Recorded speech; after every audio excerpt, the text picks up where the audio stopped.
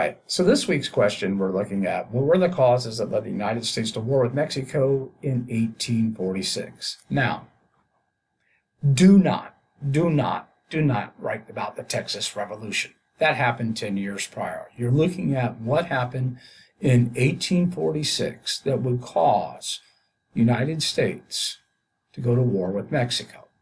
Well, first and foremost, you have to mention about President Polk's desire for California.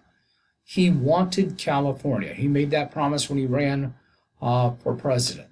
In order for that to happen, several things must take place. First and foremost, he has to have a great relationship with Great Britain. This has to be the concerning of the Oregon Territory. And therefore, they're able to come to an agreement in which the Oregon Territory basically will be split, almost first come, first serve. And Polk understood the United States will probably win the race to Oregon. So with Great Britain onto the side, he needs to basically try to gain the territories of California, New Mexico as well. Now, here's where Texas comes into play. Now, after the Texas Revolution, the Republic of Texas said that their southern border was at the Rio Grande.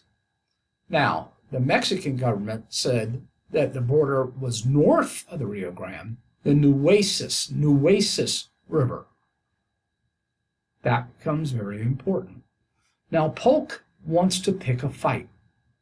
And the best way to pick a fight is you have to have Mexico fire the first shot. So he orders General Zachary Taylor in the Army of the West to cross the Nueces River, understanding this is going to bring about a provocation. And this is what the Mexicans will do. They will fire on the American troops. And Polk is like, hey, we're just standing here in our own territory and we get fired upon. So Polk goes before Congress to ask for a declaration of war by famously stating, American blood has been spilled on American soil. Now, Abraham Lincoln would put in what was called a spot resolution. And he wants to know exactly, well, I basically want to see the American blood that was spilled on American soil. So let's review. Let's look at the causes.